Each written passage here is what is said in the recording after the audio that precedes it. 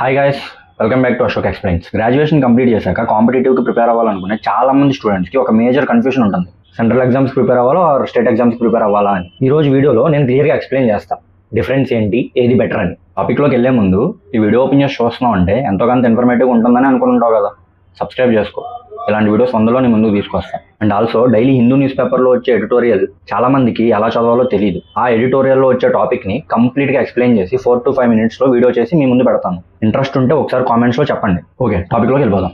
అసలు state exams ఏంటి?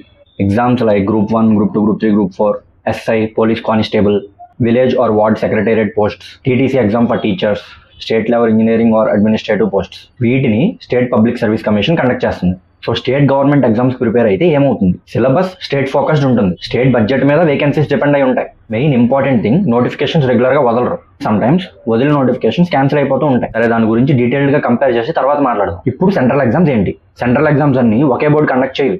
Central exams ని డిఫరెంట్ బోర్డ్స్ కండక్ట్ చేద్ది. లైక్ యూపీఎస్సీలో చాలా ఎగ్జామ్స్ ఉంటాయి. లైక్ సివిల్ సర్వీసెస్, కాఫ్, ఇండియన్ ఫారెస్ట్ సర్వీస్, ఇలా డిఫరెంట్ ఎగ్జామ్స్ ఉంటాయి యూపీఎస్సీ బోర్డు కండక్ట్ చేసేది. అండ్ ఎస్ఎస్సీ కండక్ట్ చేసే ఎగ్జామ్స్ కొన్ని ఉంటాయి. Like CGL, CHSL, GD, MTS, and చాలా బ్యాంకింగ్ ఎగ్జామ్స్ ఉంటాయి. Like IBBS, SBI and RRB railways exams ఉంటాయి. ఇలా సెంట్రల్ ఎగ్జామ్స్లో చాలా ఎగ్జామ్స్ కండక్ట్ చేస్తారు yearly. Like defence exams, central PSU exams, ఇలా చాలా ఉంటాయి. అసలు సెంట్రల్ ఎగ్జామ్స్ ప్రిపేర్ అయితే యూజ్ ఏంటి? నేషనల్ వైడ్ వేకెన్సీస్ ఉంటాయి. ఎగ్జామ్స్ అన్ని ప్రాపర్ క్యాలెండర్తో నోటిఫికేషన్స్ రిలీజ్ అవుతాయి. రెగ్యులర్గా ఎగ్జామ్స్ కండక్ట్ చేస్తారు. Jobs stable plus clear promotions. మీకు ఇప్పుడు ఆల్మోస్ట్ అర్థమైపోయి ఉంటుంది నేను ఏం సజెస్ట్ చేయాలనుకుంటున్నాను.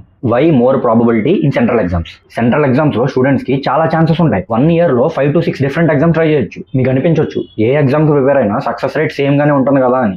బట్ సెంట్రల్ ఎగ్జామ్స్కి ప్రిపేర్ అవ్వడం వల్ల మీకు ఫెయిల్ అవ్వడానికి మళ్ళీ ఛాన్స్ ఇస్తుంది. కానీ స్టేట్ ఎగ్జామ్స్లో అలా జరగదు. ఒక రియల్ లైఫ్ ఇన్సిడెంట్ చెప్తాను, వినండి. ఒక అన్న నాకు స్టడీ హాల్లో పరిచయం అయ్యారు. ఆయనకి 27 to 28 years ఉంటాయి నాకు పరిచయం అయినప్పుడు. At present he's good friend of me. ఆయన 6 years నుంచి స్టేట్ Group 2 ఎగ్జామ్స్కి ప్రిపేర్ అవుతున్నారు. నాట్ ఈవెన్ Group 1, Group 2కి మాత్రమే ప్రిపేర్ అయ్యారు. అండ్ Group 2 కంటే కింద ఉండే ఎగ్జామ్స్ రాసుకోవడానికి ప్రిపేర్ అవుతున్నారు. ఈ 6 years నుంచి వెయిట్ చేస్తూనే ఉన్నారు, నోటిఫికేషన్ వదులుతారు అని.